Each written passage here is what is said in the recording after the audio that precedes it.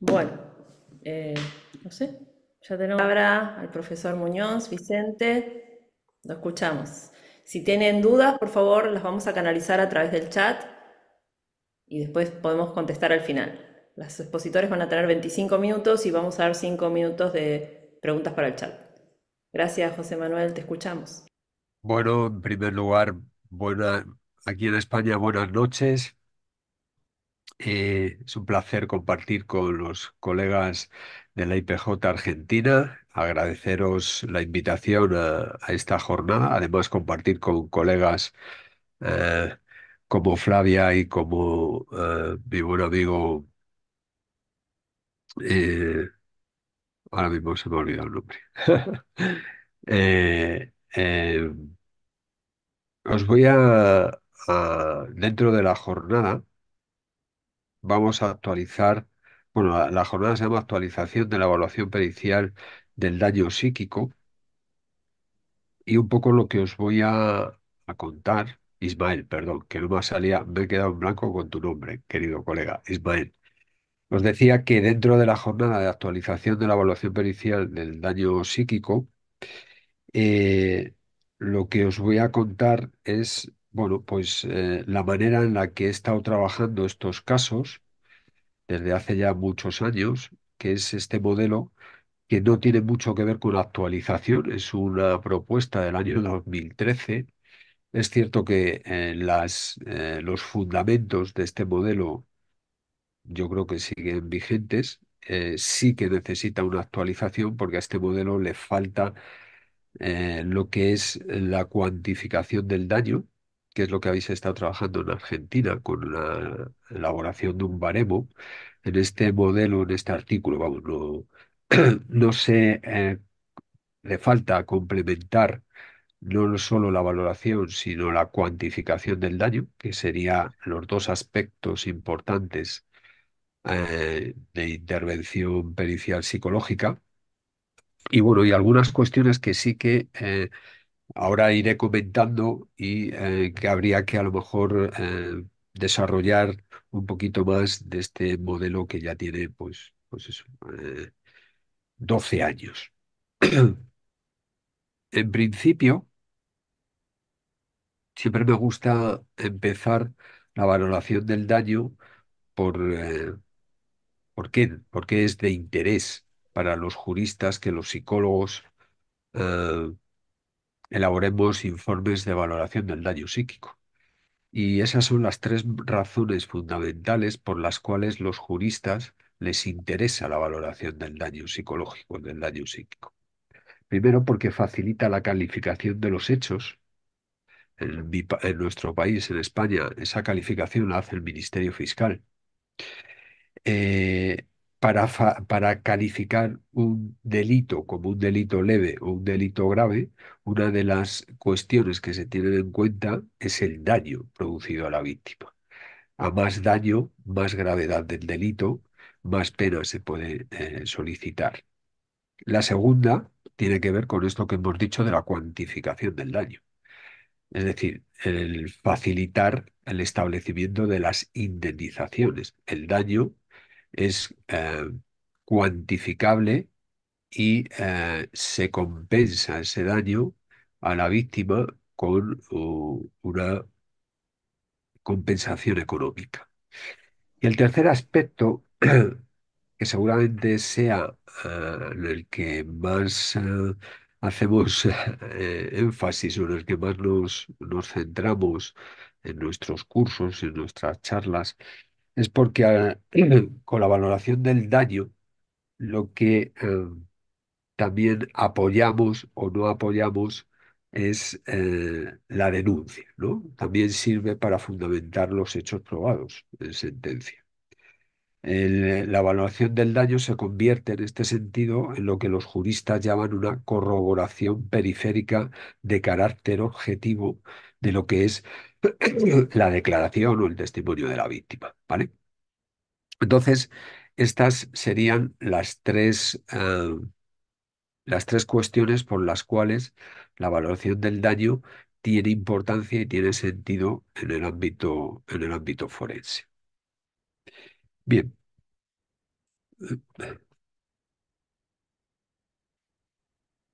El modelo desde el que yo trabajo se podría resumir en esta diapositiva. De hecho, es en la que en esta y otra diapositiva me va a servir para un poco contaros o describiros este modelo que muchos y muchas de vosotros ya conocéis y que me habéis escuchado mucho tiempo. Este modelo eh, lo inicia el profesor Enrique Beck hace ya unos años y lo que es una,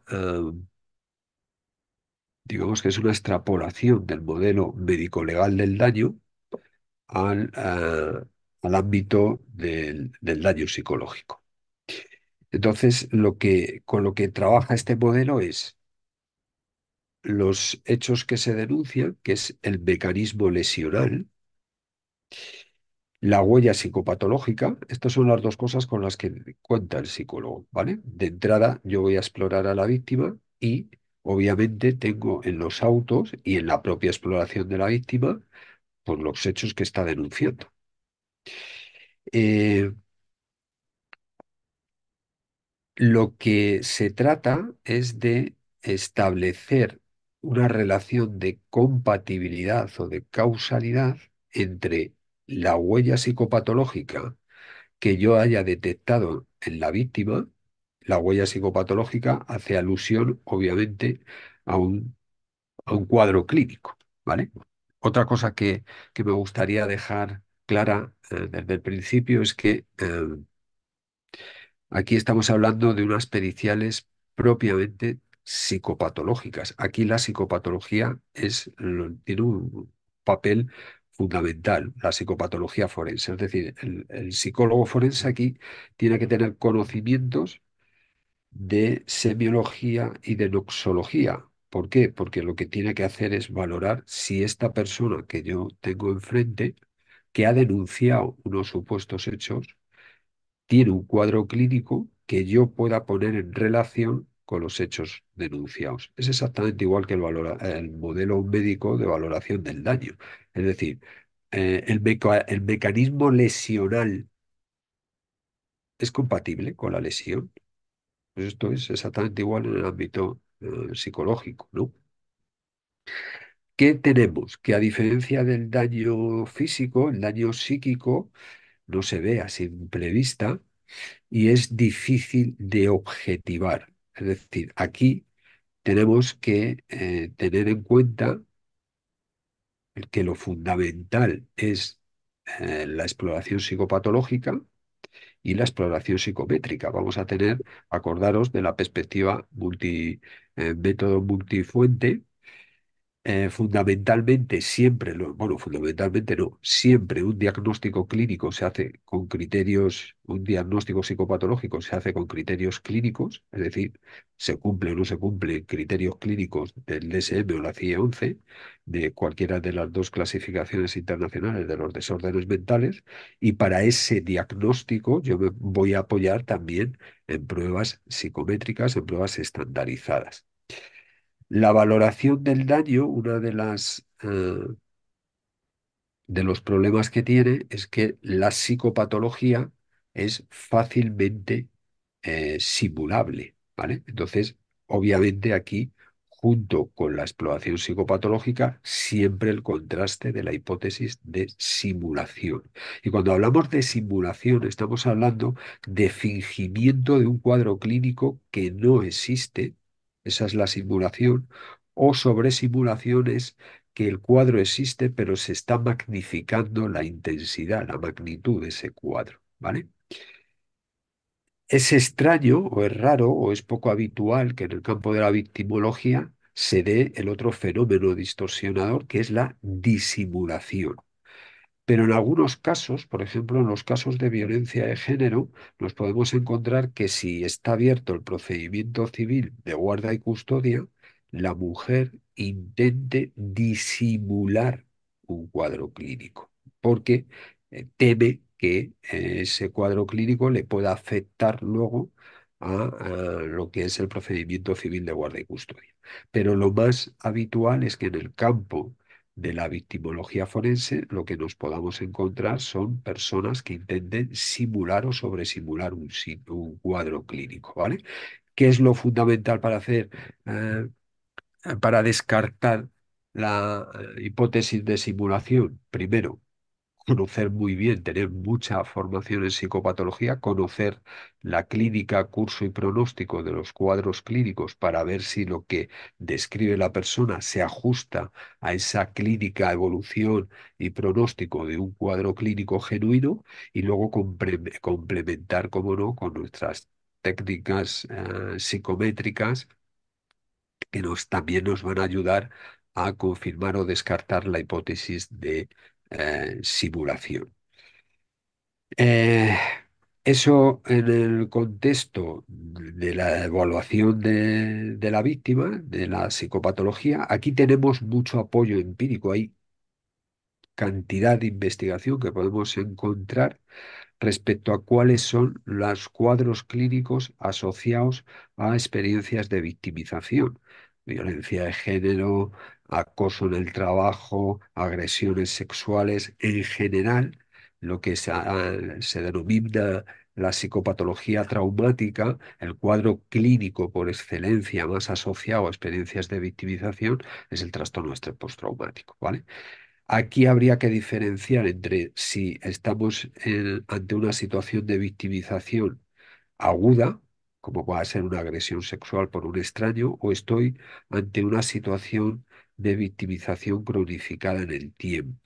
Porque en las situaciones de victimización cronificadas en el tiempo, y si hay otra variable que hay, que es la vinculación vinculación afectiva entre víctima y victimario, es probable que ese cuadro clínico sea más compatible con un trastorno de estrés postraumático complejo, ¿vale? Que tiene diferencias con el trastorno de estrés postraumático simple, por llamarlo de alguna manera.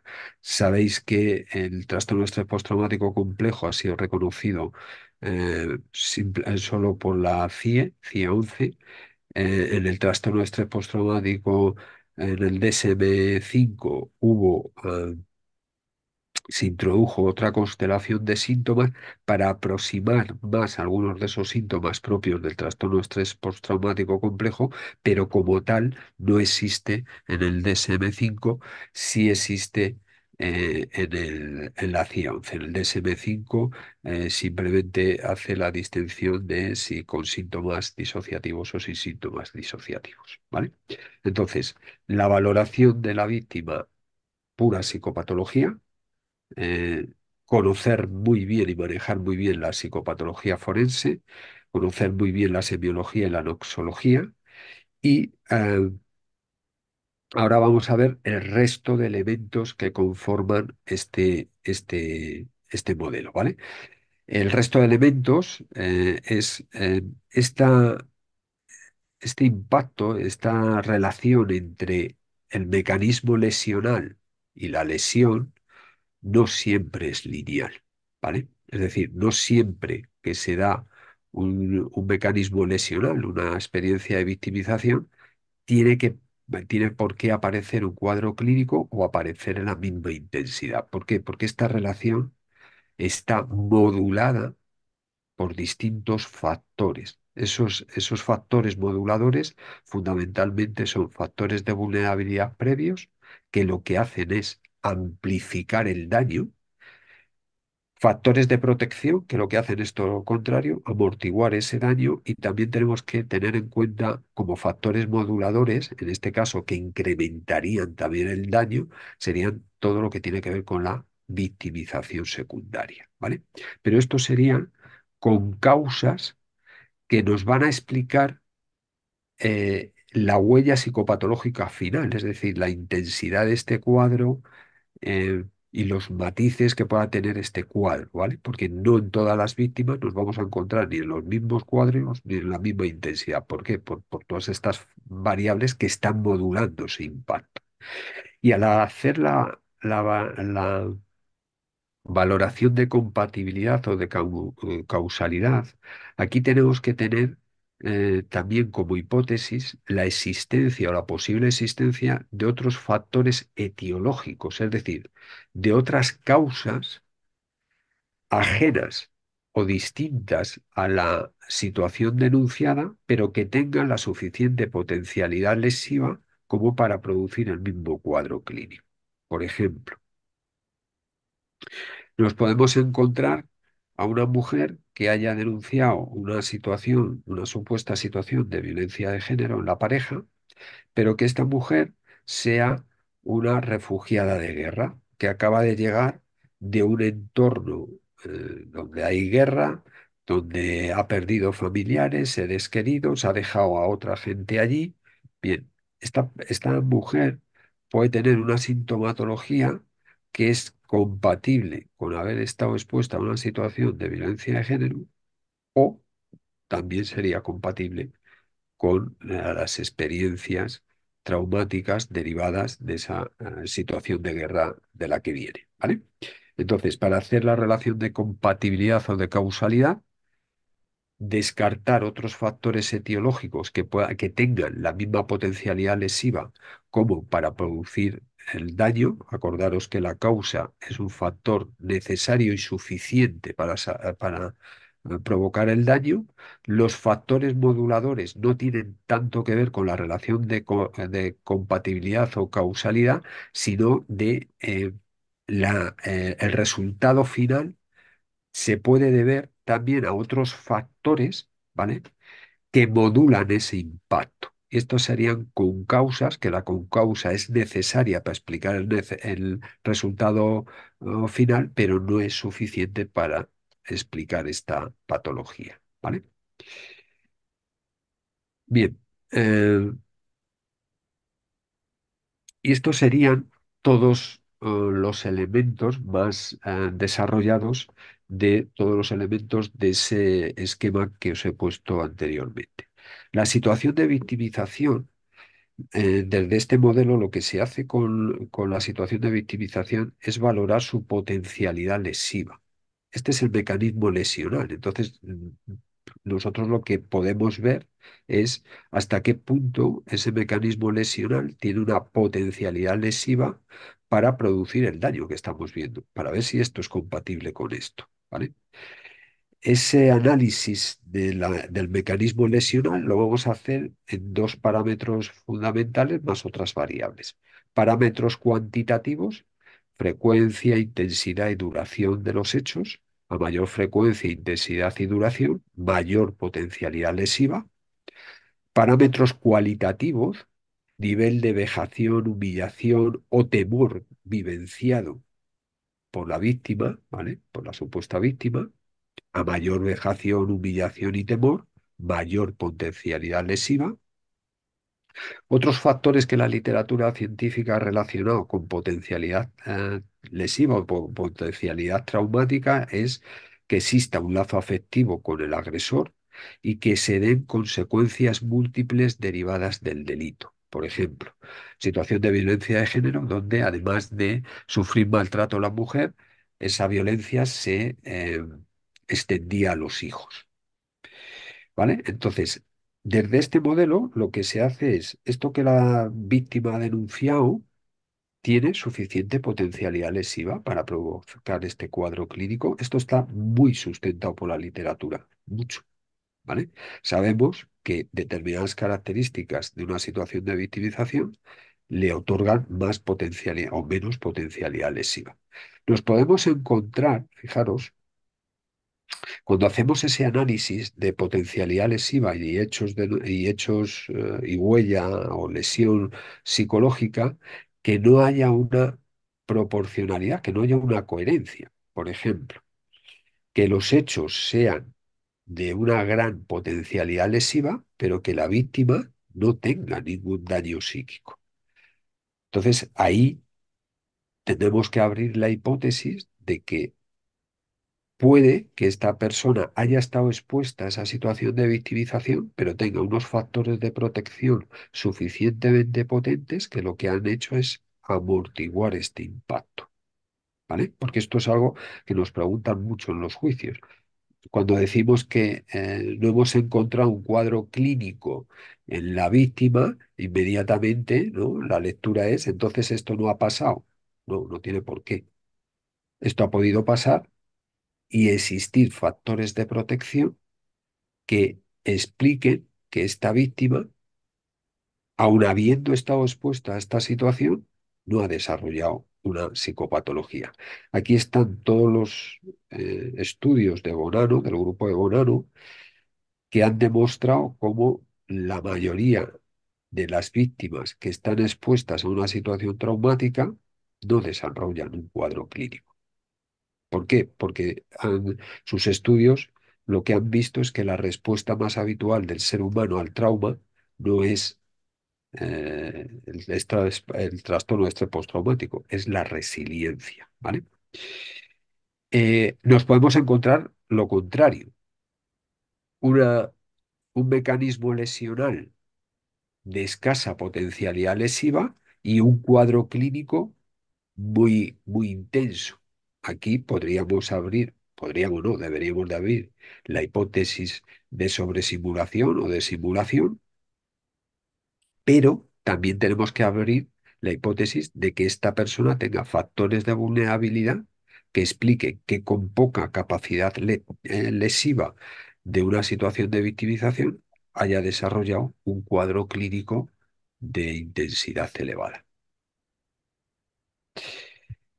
Bien, respecto a los factores de protección y a los factores de vulnerabilidad, bueno, pues estos que tenéis ahí puestos, que también están muy identificados en la literatura, ¿vale? Variables de personalidad, pues el control emocional dentro de factores de protección, adecuado autoconcepto y autoestima, flexibilidad cognitiva, tendencia al optimismo, estilo atribucional externo respecto a la responsabilidad del delito, estilo atribucional interno respecto a la capacidad de superación del trauma, tendencia a experimentar emociones positivas, tener estrategias de reinterpretación positiva de situaciones y hechos adversos, tener apoyo social y participar en actividades sociales, implicación activa en el proyecto de vida, afrontamiento de dificultades cotidianas, tener aficiones gratificantes y gran variedad de intereses, sentido del humor, experiencia,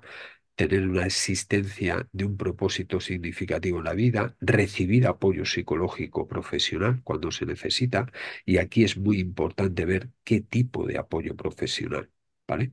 ¿Por qué? Porque aquí entraríamos, y esto es otra cuestión, cuando nosotros tenemos que hacer un pronóstico clínico, cuando nosotros tenemos que ver si esa lesión psíquica va a evolucionar hasta un estado de recuperación o va a consolidar en una secuela, es importante que veamos qué tipo de tratamiento está recibiendo la víctima, porque la víctima necesita un tratamiento empíricamente validado. Si tiene un trastorno de estrés postraumático y lo que se le están aplicando son talleres de autoestima, de empoderamiento y de otro tipo, pues obviamente esa ah, terapéutica no es la que dice la evidencia que hay que aplicar a una persona que tiene un trastorno de estrés postraumático.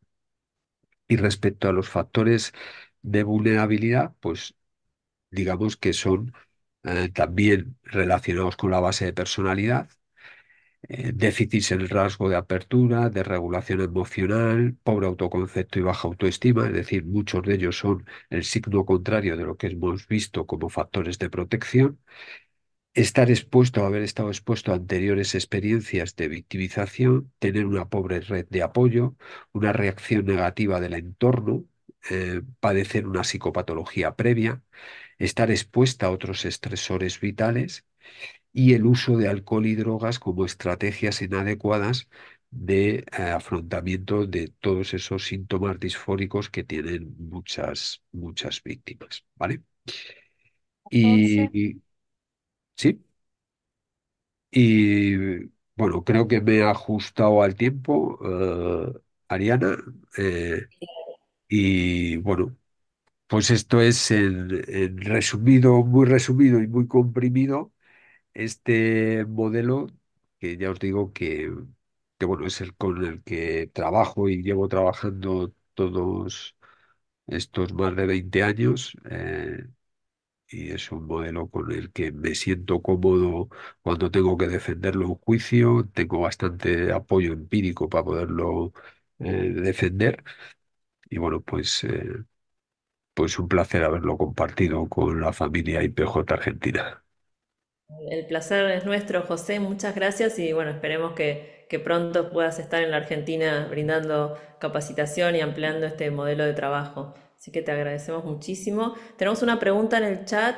Ximena, hola, Ximena querida. Gracias por compartir este espacio. Ximena lo que dice una pregunta frecuente en tribunales es la diferencia entre la afectación y el daño. Eh, la afectación y el daño. A ver, yo diferenciaría más el daño en los dos conceptos de interés jurídico, la lesión y la secuela, ¿vale? La afectación entiendo que se referirá a si ese impacto de esa situación de victimización eh, conforma un cuadro clínico, es decir, tiene una psicopatología, unos desajustes clínicamente significativos o tiene un malestar subclínico, es decir, no tiene un cuadro clínico. Podemos encontrarnos a víctimas que no cumplen criterios diagnósticos, que no tienen unos desajustes psicológicos de significación clínica, aunque muestren cierto malestar, ¿no? Yo creo que lo importante es decir si tiene un cuadro clínico o no lo tiene, qué cuadro clínico es, en qué intensidad, diferenciar muy bien qué es una lesión de qué es una secuela. La secuela es un daño irreversible, es decir, es ya un daño que no va a mejorar a pesar de seguir dándole un tratamiento, ¿vale? Y lo importante es hacer ese pronóstico de cómo va a evolucionar esa lesión, si va a evolucionar hacia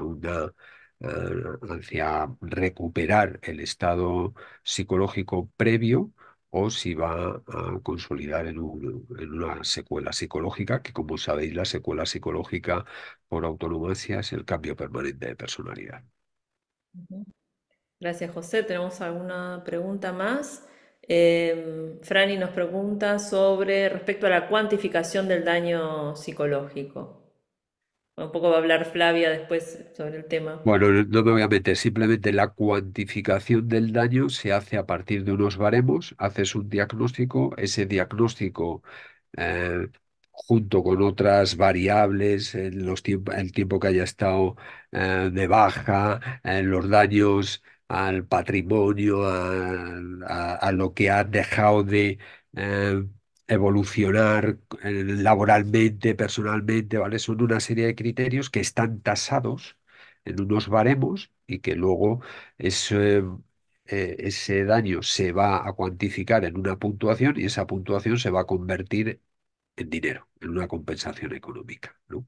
Pero Bien. bueno, ya lo explicará después. Sí, y de paso te quiero agradecer públicamente, bueno, la colaboración y el asesoramiento que tuvimos para el baremo, la construcción del baremo de la Universidad de Buenos Aires, que bueno, pronto será publicado, así que queremos agradecer tu contribución y tu asesoramiento. Por otro lado, también tenemos a Raúl que nos pregunta sobre, bueno, creo que ya lo contestaste, sobre la presencia de TEP para indicar existencia de daño psíquico, ya lo contestaste. Bueno, agradecimientos y felicitaciones. Bueno, muchas gracias, José. Gracias por tu tiempo. Sé que es muy tarde allá, así que te agradezco que te hayas podido contactar y conectar y brindarnos esta conferencia. Muy agradecida y muchísimas gracias.